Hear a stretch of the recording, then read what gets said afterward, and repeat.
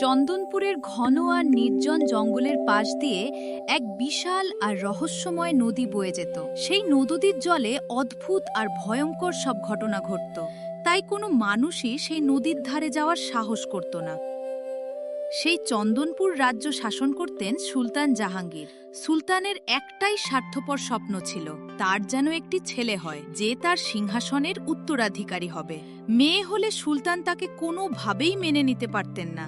ওরে দাসী, জলদি বল, কি খবর এনেছিস? নিশ্চিতভাবে আমার উত্তরাধিকারী আমার ছেলে হয়েছে তো, তাই না? সত্যি বল, যদি ছেলে হয়ে থাকে তবে আজ আমি 10টা গ্রামের মানুষকে রাজকীয় ভোজ খাওয়াবো।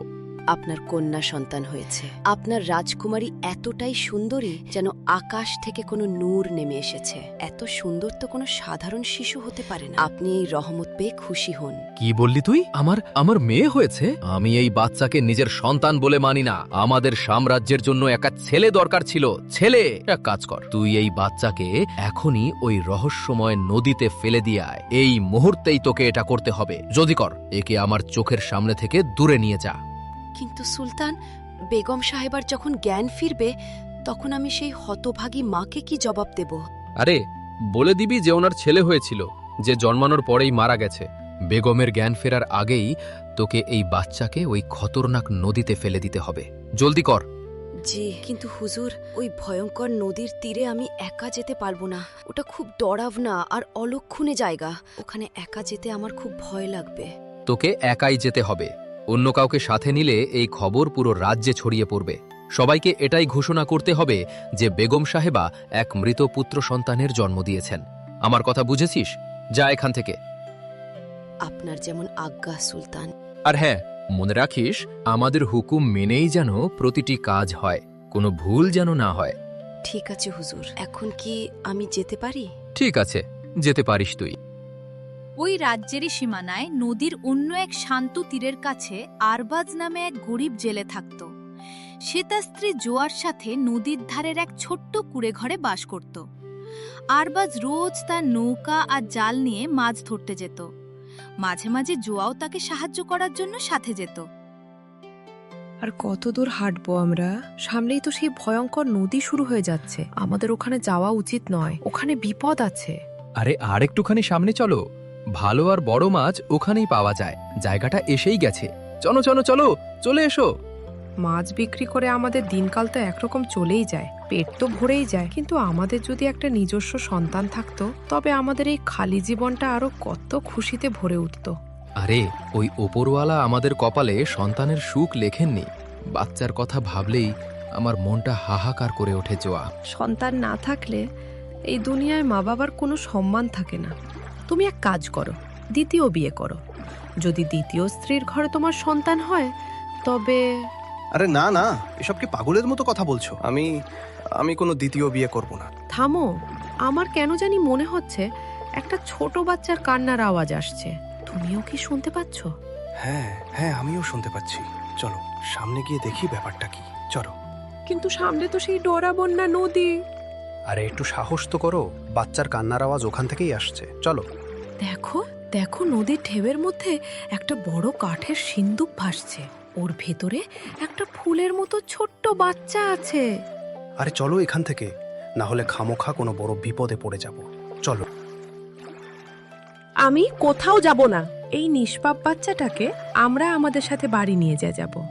আরে তুমি বুঝছো না, এটা সেই রহস্যময় নদী। এতে নামলে আজ পর্যন্ত কেউ জ্যান্ত ফিরে আসেনি। কথাটা বোঝার চেষ্টা করো। আমার মনে হয় ওপরওয়ালা আমাদের ডাক শুনেছেন আর আমাদের ওপর দয়া করেছেন। তুমি সেই ওপরওয়ালার নাম নিয়ে নদীতে নামো আর বাচ্চাটাকে সহি সালামতে নিয়ে এসো। আচ্ছা, যাচ্ছি যাচ্ছি, ঠিক আছে।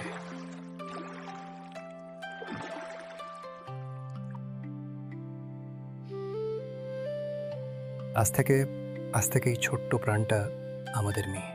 তাই না? কত সুন্দর একটা বাচ্চা, একদম রাজকুমারীর মতো। দেখো তো একে। আচ্ছা, এবার বলো তো, এই লক্ষ্মী বাচ্চাটার নাম কি রাখা যায়? ও আমাদের অন্ধকার জীবনে আলো নিয়ে এসেছে। ওর নাম নূর রাখাই ঠিক হবে। হ্যাঁ, আজ থেকে নূরকে নিয়ে আমাদের এক নতুন জীবন শুরু হবে। আজ আর আমার মাছ ধরার কোনো দরকার নেই। চলো খুশি মনে বাড়ি ফিরি।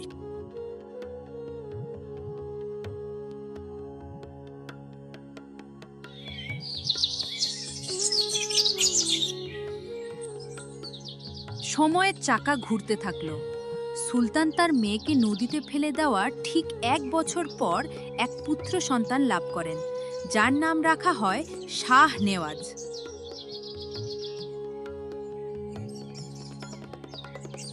মানুষের কর্মের ফল তাকে কখনোই ছেড়ে দেয় না। সিংহাসন আর রাজমুকুটের অন্ধ লোভে আজ আমাদের নিজের ছেলেই আমাদের এই জেলখানায় বন্দি করে দিল। কয়েক বছর পর তো এমনিতেও সেই এই রাজত্ব পেত। কিন্তু কোনো ছেলে কি তার নিজের মা বাবাকে এভাবে বন্দি করতে পারে? আগে তো ওর মধ্যে সিংহাসনের এমন লোভ কোনোদিন ছিল না। হঠাৎ এমন কি হলো যে ওর এখনই সুলতান হতে হলো? আমাদের সব থেকে বড় ভুল ছিল ওর বিয়ে দেওয়া। ওই বিয়ের পরেই ওর মধ্যে এই নোংরা বদল এসেছে। বিয়ের 3 মাসের মধ্যেই সে আমাদের বন্দি করেছে। যে ছেলের জন্মে আমি পুরো রাজ্যে খুশি উদযাপন করেছিলাম, সেই ছেলেই আজ আমাদের অপমানিত করল। আমার সব মনে আছে। 22 বছর আগে আমি এক মৃত বাচ্চার জন্ম দিয়েছিলাম। যদি আমার সেই প্রথম সন্তান বেঁচে থাকতো, তবে আজ হয়তো আমাদের বার্ধক্যের এই দশা হতো না। এখন ওসব ভুলে যাও। পুরনো কথা ভেবে কষ্ট পেয়ে এখন আর কোনো লাভ হবে না। এক মা তার হারানো সন্তানকে মরার আগে পর্যন্ত ভুলতে পারে না। সুলতান, বেগম সাহেবা, আপনাদের জন্য খাবার আনা হয়েছে। আমাদের জন্য এই শুকনো রুটি আর পাতলা ডাল? আরে, একজন সুলতানকে কি এই খাবার দেওয়া হবে? আমার হাত পা বাঁধা। নতুন সুলতানের থেকে যেমন কড়া নির্দেশ পাই, আমি তেমন তাই করি, নয়তো আমার নিজের প্রাণ সংশয় হয়ে পড়বে। আমার এই শুকনো খাবার খেতে কোনো আপত্তি নেই, আমি খেয়ে নেব। বেগম সাহেবা, আপনার এই অবস্থা দেখে আমার বুক ফেটে যাচ্ছে। এত ভালো মানুষ হয়ে আপনার এই যন্ত্রণাদায়ক অবস্থা আমি সহ্য করতে পারছি না। তুই মন খারাপ করিস না, আমাদের কপালে হয়তো এটাই লেখা ছিল। বেগম সাহেবা, আমি এখন আসছি। সুযোগ পেলে লুকিয়ে আপনাদের সাথে দেখা করতে অবশ্যই আসব।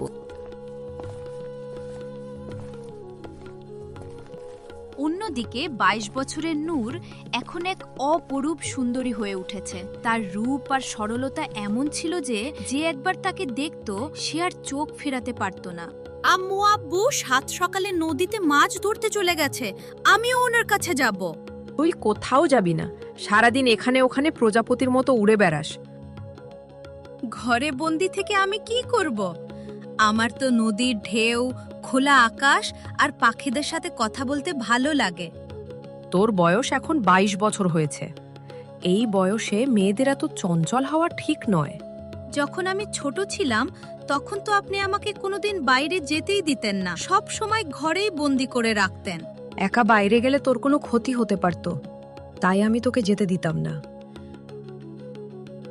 এখন তো আমি বড় আর বুদ্ধিমান হয়ে গেছি, আমি যদি বাইরে একটু ঘুরি তবে আপনি এত চিন্তা করেন কেন আম্মু? চিন্তা কেন করব না? তুই আমাদের একমাত্র সন্তান। তুই এক মুহূর্তের জন্য আমাদের চোখের আড়াল হলে ভয়ের চোটে আমাদের দম আটকে আসে। আম্মু, জানেন জঙ্গলের ধারে যে রহস্যময় নদীটা বইছে, যখন আমি ওখানে গিয়ে দাঁড়াই তখন তার জলটা অদ্ভুতভাবে চকচক করতে থাকে। তুই ভুল করেও কখনো ওখানে যাস না, ওটা একটা অলক্ষণে নদী। ওখানে গেলে তোর বড় ক্ষতি হয়ে যাবে। আমি তোকে কড়াভাবে বারণ করছি। কিন্তু আম্মু, আমার তো ওখানে দাঁড়িয়ে একটুও ভয় লাগে না। উল্টে আমার মনে হয় নদীর ঢেউগুলো যেন আমাকে ডাকছে। আমি শুধু অবাক হয়ে তাদের দিকে তাকিয়ে থাকি। ওরে আমার আদরের মেয়ে, তুই তো আমাদের সব। যদি তোর কিছু হয় তবে আমরা জ্যান্ত মরে যাব। তুই আমার কসম খা যে আর কখনো ওই নদীর ধারে যাবি না। আচ্ছা আম্মু, যখন আপনি এত করে বলছেন তখন আমি আর কখনো ওখানে যাব না। এদিকে রাজপ্রাসাদে সুলতানের একমাত্র ছেলে শাহনেওয়াজ এখন সিংহাসনে বসেছে। কয়েক মাস আগেই খুব ধুমধাম করে এক নিষ্ঠুর জমিদারের মেয়ে জুলেখার সাথে তার বিয়ে হয়েছে। বিয়ের কয়েকদিন পরেই শাহনেওয়াজ সব ক্ষমতা কেড়ে নিয়েছে। বিয়ের পর তুমি আমাকে একবারও কোথাও ঘুরতে নিয়ে গেলে না, আমাকে বাইরে যেতেই হবে। ওহো, নিয়ে যাব বেগম, নিয়ে যাব। এই তো সবে ক্ষমতা আমার হাতে এসেছে, আগে আমাকে সব বুঝতে তো দাও। মহলে আব্বুর আমলের পুরনো লোকে ভর্তি, ওদের সরিয়ে আমার বিশ্বস্ত লোকেদের আনতে হবে। ঘুরতে যাওয়ার আগে তোমাকে তোমার ওই বুড়ো মা বাবাকে চিরতরে সরিয়ে দিতে হবে। যদি কোনোভাবে ওরা বাইরে বেরিয়ে আসে তবে আমাদের জন্য বিপদ তৈরি হবে। তুমি একদম ঠিক বলেছ। এক কাজ করা যাক, জঙ্গলের পাশে যে ভয়ঙ্কর নদীটা আছে তারই ধারে মা বাবাকে গাছের সাথে বেঁধে ফেলে আসা উচিত। আমি শুনেছি ওখান থেকে কেউ জ্যান্ত ফিরে আসে না। তবে তো এটা খুব ভালো হবে, কিন্তু তুমি নিজে গিয়ে ওদের বেঁধে আসবে। এই কাজের জন্য অন্যদের উপর ভরসা করো না। আরে আমি তো যাবই, তবে সাথে ওই পুরনো দাসীকেও নিয়ে যেতে হবে।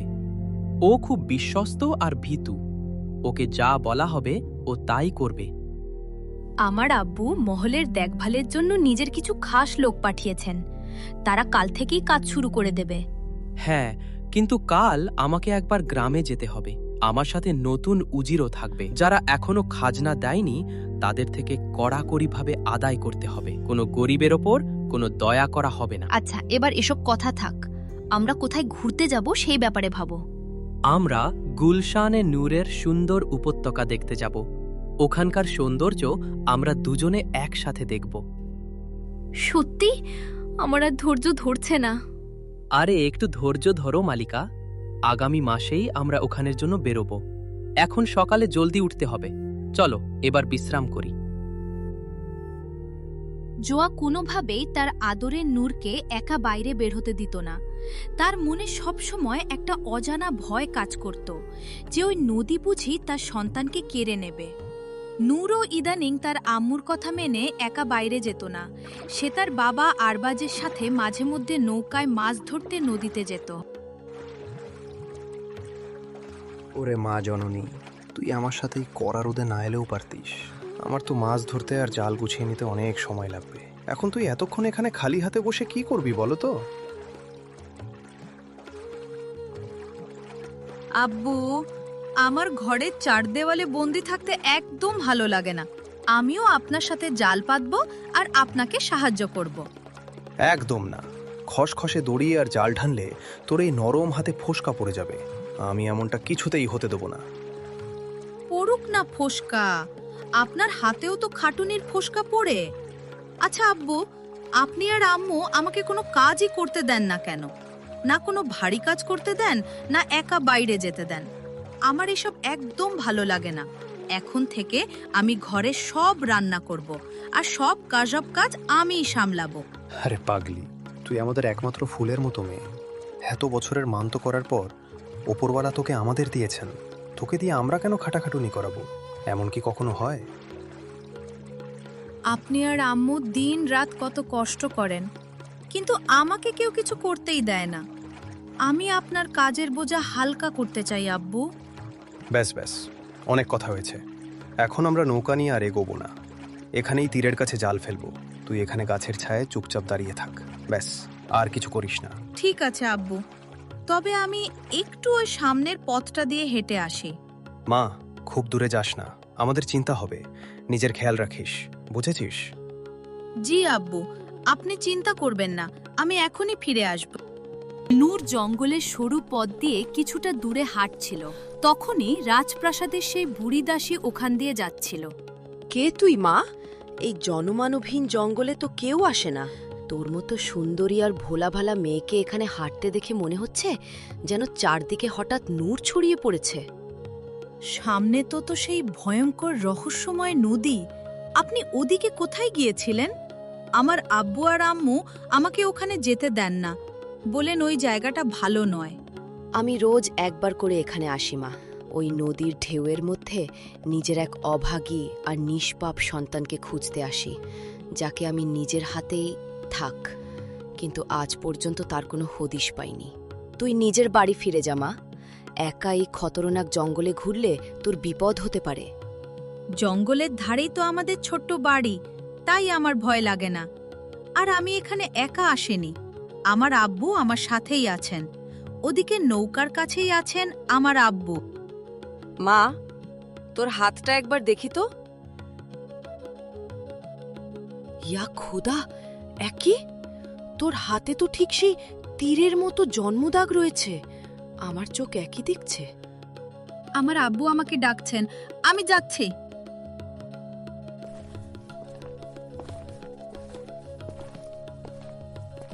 22 বছর আগে যে ফুলের মতো বাচ্চাটাকে আমি বাধ্য হয়ে এই নদীর নিষ্ঠুর জলে ভাসিয়ে দিয়েছিলাম, তার হাতেও ঠিক এই রকম একটা তীরের দাগ ছিল। ইয়া আল্লাহ, এটা কি সেই মেয়েটি?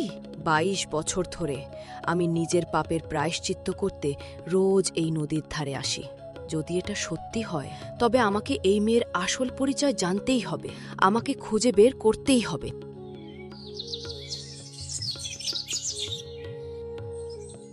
সময় বয়ে চলল। ক্ষমতান্বেষায় অন্ধ শাহনেওয়াজ আর তার বউ জুলেখা ঠিক করল যে তারা সুলতান আর বেগমকে জেলের কুঠুরিতেও রাখবে না। তারা ঠিক করল যে মাঝরাতে দাসীর সাহায্যে নিজের মা বাবাকে ওই ভয়ঙ্কর নদীর তীরে নিয়ে গিয়ে গাছের সাথে বেঁধে রেখে আসবে, যাতে বুনো জানোয়ার বা নদীর জাদু তাদের শেষ করে দেয়। এদের খুব শক্ত দড়ি দিয়ে বেঁধে দিয়েছি। এখন এরা এখান থেকে কোনোদিন পালাতে পারবে না। দাসী, চলো এবার আমরা প্রাসাদে ফিরে যাই। ছোট সুলতান, আপনি আগে বাড়ুন, আমি এই আসছি।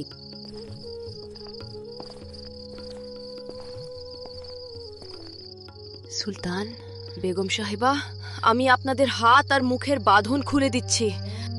আপনারা রাতের অন্ধকারেই এখান থেকে অনেক দূরে পালিয়ে যান। আমি তো স্রেফ হুকুমের গোলাম, যে সিংহাসনে বসে দাসীকে তার অন্যায়েরই স্বাদ দিতে হয়, যেমন 22 বছর আগে আপনাদের কথা মতো আমি করেছিলাম। আমি এখন যাচ্ছি। শাহনেওয়াজ যদি আমাকে এখানে দেখে ফেলে, তবে আমার প্ল্যান সংশয় হতে পারে। আর হ্যাঁ, একটা কথা মনে রাখবেন, ভুল করেও রাজপ্রাসাদে ফেরার চেষ্টা করবেন না। আপনারা যদি ওখানে যান, তবে অকালেই মারা যাবেন। তুই চলে যা দাসী, এখানে দেরি করলে তোর ক্ষতি হবে। আমি চললাম হুজুর।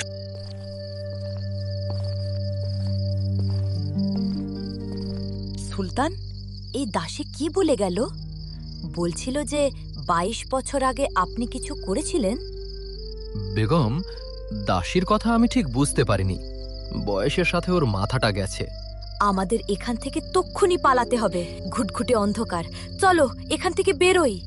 না, আমি এখান থেকে কোথাও যেতে চাই না। আমি আজকের রাতটা এখানেই কাটাতে চাই। এই নদীর ঢেউগুলো আমাকে নিজের দিকে টানছে। সেই ভয়ঙ্কর রাতে হঠাৎ জঙ্গলের পশুরা অদ্ভুতভাবে চিৎকার করতে লাগলো। পাখিরা এমনভাবে ডানা ঝাপটিয়ে পালাতে লাগলো যেন কোনো অদৃশ্য শক্তি দেখে ভয় পেয়েছে। নিজের কুঁড়ে ঘরে ঘুমিয়ে থাকা নূরও হঠাৎ অস্থির হয়ে উঠল। আম্মু, আম্মু, আমার খুব কষ্ট হচ্ছে। আমি খুব ভয়ঙ্কর একটা স্বপ্ন দেখেছি। আমার মন চাইছে এখনই ঘর থেকে বাইরে পালিয়ে যাই। ওই নদী আমাকে অনবরত ডাকছে। আমি ওখানে যেতে চাই আম্মু। তুই ঘুমের ঘরে জোরে জোরে চিৎকার করছিলি মা। তোর চিৎকার শুনেই আমি আর তোর আব্বু দৌড়ে এলাম। হ্যাঁ মা, আজ বাইরে জঙ্গলের পশু পাখিরাও খুব অদ্ভুত আচরণ করছে। মনে হচ্ছে যেন ওরাও কোনো কারণে খুব শোকাতুর। আচ্ছা, মনে আছে তোমার 22 বছর আগের সেই রাত যখন আমরা নূরকে পেয়েছিলাম? ঠিক এরকমই তুফান আর শোরগোল হয়েছিল। হ্যাঁ, আমার খুব ভালো করে মনে আছে। আজ যেন সবকিছু আবার নতুন করে হচ্ছে। ও আম্মু, আমার সাথে হঠাৎ এমন হচ্ছে কেন? আমি স্বপ্নে দেখলাম যে আপনারা আমাকে কাঁদতে ফেলে কোথাও দূরে চলে যাচ্ছেন। আমি এমন অলক্ষণে স্বপ্ন কেন দেখলাম? আমরা তোকে ছেড়ে কোথায় যাব মা? আমরা তো সব সময় তোর পাশেই আছি। তুই তো আমাদের বেঁচে থাকার একমাত্র সম্বল। আম্মু, আমাকে শুধু একবার ওই নদীর ধারে যেতেই হবে। যদি আমি ওখানে না যাই, তবে আমার বুকে খুব ব্যথা হবে। নদীর ওই চকচকে জল আমাকে নিজের কাছে ডাকছে। আমাকে যেতে দাও না। আমি বুঝেছি, যতক্ষণ না তুই ওই নদীর কাছে যাবি তো শান্তি হবে না। চল, আমরা তিনজন একসাথেই যাই। সুলতান আর বেগমকে জঙ্গলে ফেলে আসার পর কয়েকদিন কেটে গেছে। ওদিকে শাহনেওয়াজ আর তার স্ত্রী প্রাসাদের চিন্তা ছেড়ে জঙ্গলে ঘুরতে বেরিয়েছিল। অদ্ভুত, সত্যিই অদ্ভুত। কত সুন্দর দৃশ্য। এখানে এসে মনে হচ্ছে আমি এই শান্তির মধ্যে পুরোপুরি হারিয়ে গেছি। এই সুন্দর মুহূর্তে আমার মনে হচ্ছে আমি দুনিয়ার সব থেকে ভাগ্যবতী নারী। এখন রাজপ্রাসাদে আমাদের ওপর বাধা দেওয়ার মতো কেউ নেই। হ্যাঁ আমার মালিকা, এখন আমার রাজপ্রাসাদের কোনো একঘেয়ে কথা শোনার ইচ্ছে নেই। এখন এই সুন্দর জঙ্গলে শুধু আমি আর তুমি আছি। দেখো, গাছের নিচে কত উজ্জ্বল পাথর পড়ে আছে। আমি এগুলো এখান থেকে নিয়ে যাব আর নিজের ঘরে সাজিয়ে রাখব। আরে এখন নয়, যেদিন আমরা মহলে ফিরে যাব সেদিন নিয়ে যাব। এখন চলো, অন্ধকার হয়ে আসছে, আমাদের তাঁবুর দিকে যাওয়া দরকার। আর একটুক্ষণ থাকি না? দেখো কত ঠান্ডা আর মিষ্টি হাওয়া বইছে। আচ্ছা, তোমার যা ইচ্ছে তেমনটাই হবে। আমরা আর কিছুক্ষণ এখানেই থাকব। ওদিকে সেই ভয়ঙ্কর রাতে যখন আরবাজ, জোয়া আর নূর নদীর ধারে পৌঁছালে, তারা দেখল যে দুজন বৃদ্ধ মানুষ খিদে, তৃষ্ণা আর ভয়ে অজ্ঞান হয়ে পড়ে আছেন। তারা তিনজন মিলে সাথে সাথে মানবতার খাতিরে তাদের উদ্ধার করে নিজেদের ছোট্ট জেলের ঘরে নিয়ে এলো। আপনাদের মতো মানুষদের এই গরিব জেলের ছোট্ট ঘরে খুব কষ্ট হচ্ছে, কিন্তু আমরা কি করব? হঠাৎ করে এর থেকে ভালো কোনো ব্যবস্থা আমরা করতেও পারতাম না। একই কথা বলছো বোন, আমাদের এখানে কোনো অসুবিধা নেই। এতদিন না খেয়ে থাকার পর এই খাবারটুকু আশীর্বাদের মতো লাগছে। তোমরাও এসো আর আমাদের সাথে বসে খাও। না না মাজি, আগে আমাদের বাড়িতে আসা মেহমানরা পেট ভরে খাক, আমরা পরে খেয়ে নেব। মা, তোর এই মিষ্টি কথা শুনে আমার মনে এক অদ্ভুত পবিত্র অনুভূতি হচ্ছে। তোর সরলতা আর রূপ সত্যি মন কেড়ে নেয়। সত্যি বলছি, এমন ভালো মানুষ আমি জীবনে দেখিনি। আপনারা দুজন তো আমাদের এই পুরো রাজ্যের সুলতান আর বেগম। আমরা আপনাদের চিনতে পেরেছি, কিন্তু আপনাদের এমন করুণ দশা হলো কি করে? কি আর বলবো, আমাদের নিজের ছেলেই সিংহাসনের লোভে আমাদের মৃত্যুর মুখে ঠেলে দিয়েছে। তোমরা যদি সেই তুফানি রাতে না পৌঁছাতে, তবে হয়তো আজ আমরা বেঁচে থাকতাম না। কিন্তু তোমার এই মেয়ের মুখ দেখে আমাদের ক্ষতবিক্ষত মন অনেক শান্তি পাচ্ছে। একদম সত্যি বলছেন সুলতান। মানুর, তোর মধ্যে এমন কিছু একটা আকর্ষণ আছে যে তোর কথা শুনলে আমাদের সব দুঃখ ভুলে গিয়ে মনটা খুশিতে ভরে যায়। আপনারা দুজন মন থেকে খুব ভালো মানুষ, তাই আপনাদের আমার কথা ভালো লাগছে। এখন আমরা অনেক বিশ্রাম করেছি, এবার আমাদের যেতে হবে। আমরা আর কতদিন তোমাদের মতো গরিবদের ওপর বোঝা হয়ে থাকব? আপনারা কোথাও যাবেন না হুজুর। আপনার ছেলে বাইরে নিজের গুপ্তচর পাঠিয়ে রেখেছে। বাইরে বেরোলেই আপনাদের সাথে আবার কোনো অঘটন ঘটতে পারে। হ্যাঁ আম্মু, একদম ঠিক বলছে। আপনি একবারও এখান থেকে যাওয়ার কথা ভাববেন না। যতক্ষণ না আপনাদের ওপর থেকে সব বিপদ কাটছে, আপনারা নিরাপদে আমাদের সাথেই এখানে থাকুন। তোর মনটা অনেক বড় মা। ঠিক আছে, তোর এই ভালোবাসার কথা আমরা ফেলতে পারছি না। রেশম উপত্যকার সেই সুন্দর নদী ভ্রমণ শেষ করে শাহনেওয়াজ আর তার স্ত্রী জুলেখা রাজপ্রাসাদে ফিরে এসেছিল। শাহনেওয়াজ ফিরেই নিজের কঠোর নিয়মে প্রাসাদের সব কাজকর্ম সামলাতে শুরু করল। কিন্তু ভাগ্য হয়তো অন্য কিছু লিখে রেখেছিল। হঠাৎ এক ভয়ঙ্কর দুর্ঘটনা ঘটে গেল। শিকারের জন্য ঘন জঙ্গলে যাওয়া শাহনেওয়াজ একটি অত্যন্ত বিষধর সাপের কামড়ে মারাত্মক জখম হল। হয়তো এবার আমি আর বাঁচব না। এই ভয়ঙ্কর বিষ আমার পুরো শরীরে দ্রুত ছড়িয়ে পড়ছে। ওরে বাবারে, আমাকে বাঁচাও, আমার শরীরে অসহ্য যন্ত্রণা হচ্ছে। এইসব তোমার নিজের করা পাপের ফল। 22 বছর আগে আপনার বাবা এক নিষ্পাপের সাথে মহাপাপ করেছিলেন, আর এখন আপনি নিজের জন্মদাতার সাথে। মনে রাখবেন, ওপরওয়ালার লাঠির কোনো আওয়াজ হয় না। প্রকৃতি তার অপরাধীদের শাস্তি অবশ্যই দেয়। এসব কি উল্টোপাল্টা বকছো তুমি? তুই একটা সামান্য দাসী হয়ে এমন অলক্ষণে কথা বলা সাহস পাস কি করে? ছোট বেগম, আমি যা বলছি তা তেতো কিন্তু সত্যি।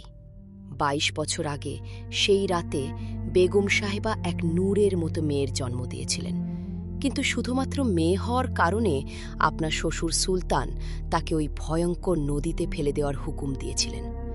আর তারপর এই ছোট সুলতান ক্ষমতার নেশায় কি করলেন? নিজের বৃদ্ধ মা বাবাকে ওই খতরনাক নদীর ধারে পশুর মতো বেঁধে মরার জন্য ফেলে এলেন।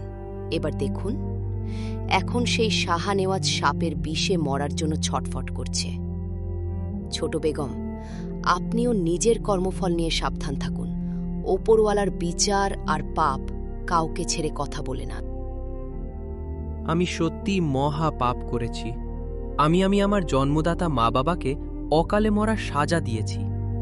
এখন মৃত্যুর মুখে দাঁড়িয়ে আমি বুঝতে পারছি যে পাপ কাউকে শান্তিতে বাঁচতে দেয় না। দাসী, ও দাসী, তুমি এখনই আমার মা বাবাকে খুঁজে বের করো। যদি তারা এখনো বেঁচে থাকেন তবে তাদের সম্মানের সাথে প্রাসাদে ফিরিয়ে আনো।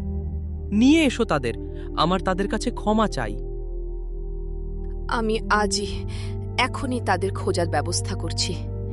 যদি তাদের জীবিত পাই তবে তাদের পা ধরে আমি ফিরিয়ে আনব। আমি তো এখনই আমার বাবার বাড়ি চলে যাব। আমি এখানে এই অলক্ষণে জায়গায় আর থাকতে পারবো না। আজই এখানখান থেকে বেরিয়ে যাব। এখন চিন্তা করে আর কেঁদে কি হবে? জুলেখা, আমার মৃত্যুর এই সময়ে তুমি আমাকে যন্ত্রণার মধ্যে ফেলে চলে যেতে চাইছ? আরে, তোমার কি আমার মৃত্যুর কোনো চিন্তাই নেই? এখানে তোমার পাশে থেকে আমি আর কি করতে পারি? যদি আমার এখানে বসে থাকলে তুমি ঠিক হয়ে যেতে বা শরীর থেকে বিষ বেরিয়ে যেত, তবে আমি অবশ্যই থাকতাম। ঠিক আছে, তবে স্বার্থপরের এই দুনিয়া। তুমি যেতে পারো। আমার শেষ নিঃশ্বাস পর্যন্ত আমি তোমাকে আটকাবো না। যাও এখান থেকে। অন্যদিকে সুলতান আর বেগম একদিন কাউকে কিছু না বলে সেই গরিব জেলে আরবাজের ঘর থেকে চলে গেলেন। ওই গরিবের ঘরে নিজেদের বোঝা হয়ে থাকা আর লুকিয়ে থাকা তাদের একদম ভালো লাগছিল না।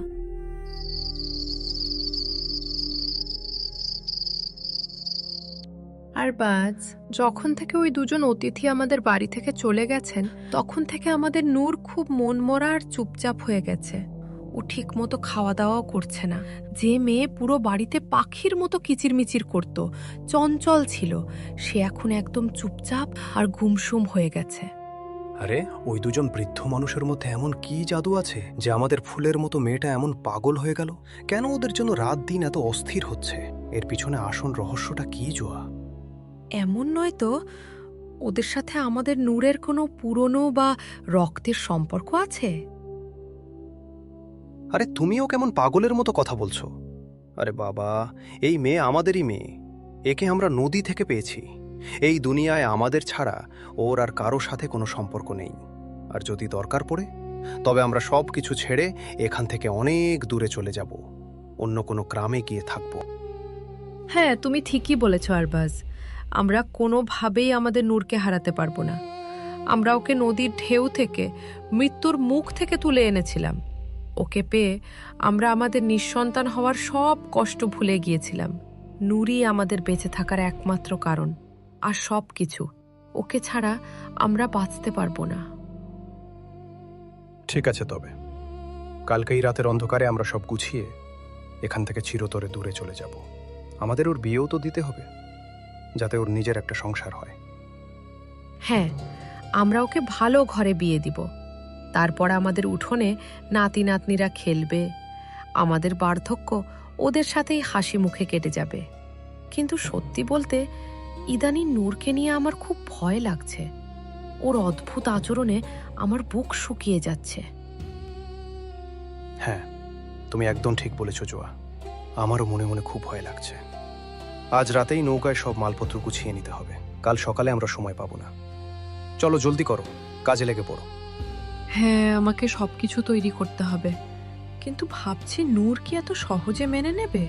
ও কি এই নদী আর এই জঙ্গলে অন্য কোনো জায়কলের বাইরে অন্য কোনো জায়গায় থাকতে পারবে? মেয়ের মঙ্গলের জন্য আর জীবন বাঁচানোর জন্য আমাদের যেতেই হবে। নতুন জায়গায় থাকতে থাকতে ও ওই জায়গাটাও পছন্দ করতে শুরু করবে। চলো, জলদি চলো।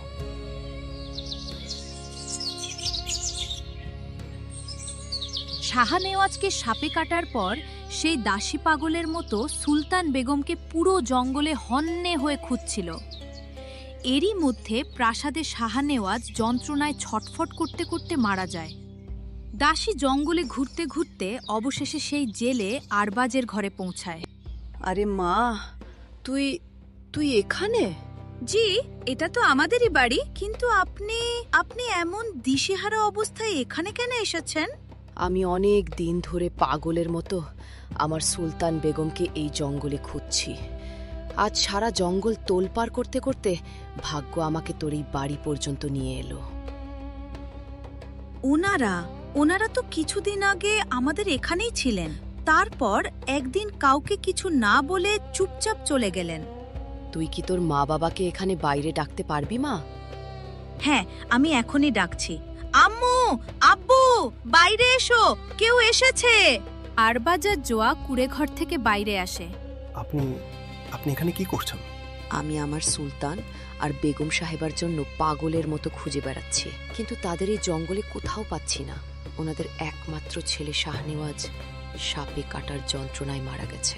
মরার আগে সে শুধু একবার নিজের জন্মদাতা মা বাবার সাথে দেখা করতে চেয়েছিল, ক্ষমা চাইতে চেয়েছিল, কিন্তু সেই হতভাগারা আমাকে কোথাও দেখা দিলেন না। ওনারা দুজনে কিছুদিন আমাদের এখানে নিরাপদে ছিলেন। এখন ওনারা কোথায় গেছেন তা আমরা জানি না। আপনারা কি ওপরওয়ালাকে সাক্ষী রেখে আমাকে একটা সত্যি কথা বলবেন?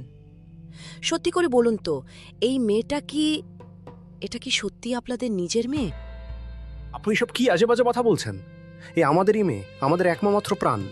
আপনি এখন এখান থেকে যেতে পারেন।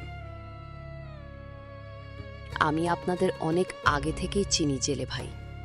যতদূর আমার খবর আছে আপনাদের নিজের কোনো সন্তান ছিলই না। তবে রাতারাতি সুন্দরী মেয়ে কোত্থেকে এলো? ওর এই নরম হাতে সেই তীরের মতো জন্ম দাগটা আছে। ওই দাগ দেখেই আমি সেদিন বুঝে গিয়েছিলাম যে ও আপনাদের নিজের মেয়ে নয়। আরে আপনি কি সব ফালতু আর মিথ্যে কথা বলছেন? আমাদের আপনার এই বানানো গল্প শোনার কোনো ইচ্ছে নেই।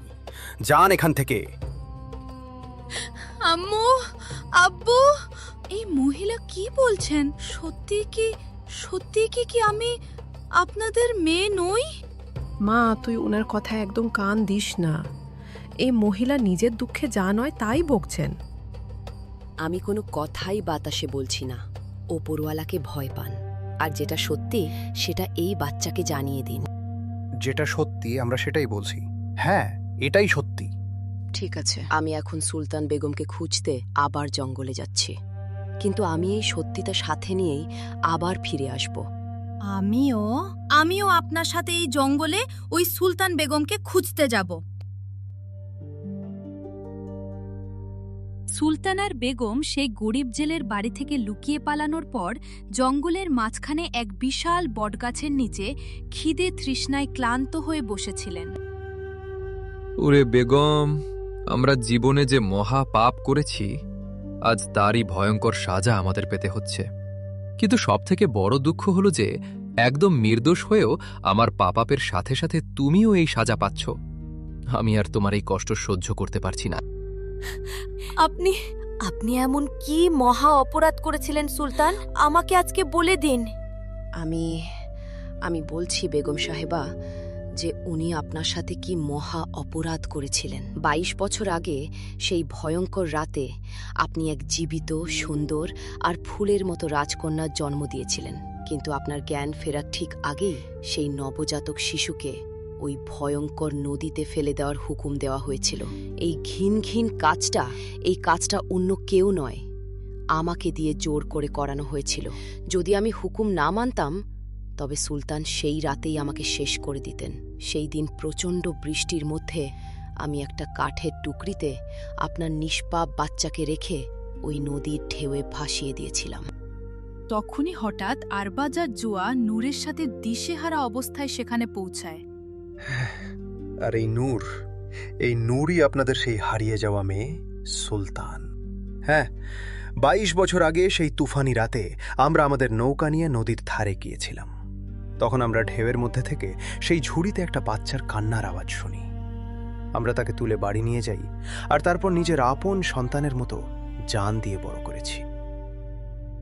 ইয়া আল্লাহ, নূর সত্যি তোমার, আমাদের মেয়ে?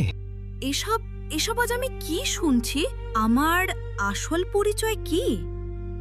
হ্যাঁ আমার মা, তুই যা শুনছিস সেটাই ধ্রুব সত্য। আর একটা কথা সুলতান, আপনার ছেলে শাহনেওয়াজ বিষধর সাপের কামড়ে যন্ত্রণায় মারা গেছে। হয়তো ওপরওয়ালার এটাই ছিল ন্যায় বিচার। আমি যে মহা পাপ করেছি, জীবনের শেষ লগ্নে তার ভয়ঙ্কর সাজা পাচ্ছি। বেগম সাহেবা আর আমার ফুলের মতো মেয়ে নূর, আমরা আপনাদের দুজনের কাছে হাত জোর করে ক্ষমা চাইছি। আমরা জানি যে আমরা ক্ষমার যোগ্য নই, কিন্তু তবুও একজন গুনাহগারকে ক্ষমা করে দাও। আর নূর মা, আমরা তোমাকে আমাদের সাথে তোমার আসল বাড়ি রাজপ্রাসাদে ফিরিয়ে নিয়ে যেতে চাই। হ্যাঁ আমার মা, আমার গর্ভের ধন এবার আমাদের সাথে নিজের ঘরে চলো। না, একদম না। আমি আমার এই মা বাবাকে ছেড়ে এই দুনিয়ায় কোথাও যাব না। মনে রাখবেন, শুধু জন্ম দিলেই কেউ মা বাবা হয়ে যায় না। যারা আমাকে জীবন দিয়েছে, আমাকে মৃত্যুর মুখ থেকে বাঁচিয়েছে আর খাইয়ে পরিয়ে বড় করেছে, তারাই আমার কাছে সব। আপনারা আপনাদের রাজপ্রাসাদে ফিরে যান। তুই একদম ঠিক বলেছিস মা। এখন থেকে তোর এই মা বাবা আরবাজ আর জোয়াও পূর্ণ সম্মানের সাথে রাজপ্রাসাদে আমাদের সাথেই থাকবেন। আমরা সবাই মিলে এক পরিবারের মতো ওই প্রাসাদেই থাকব।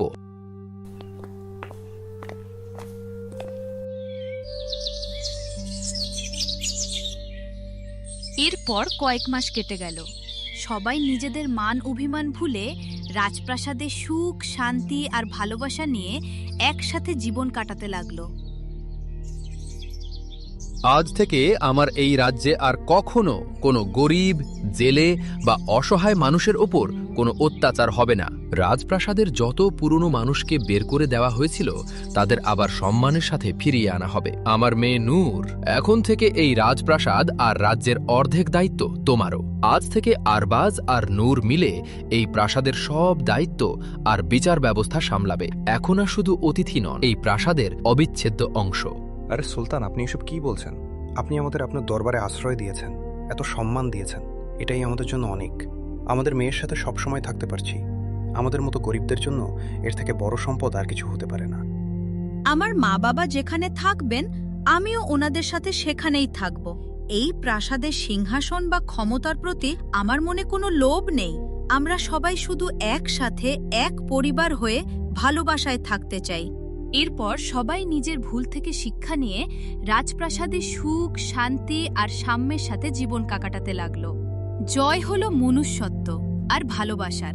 এমন আরও হৃদয়স্পর্শী আর মজার গল্প দেখতে আমাদের চ্যানেলটিকে সাবস্ক্রাইব করতে ভুলবেন না।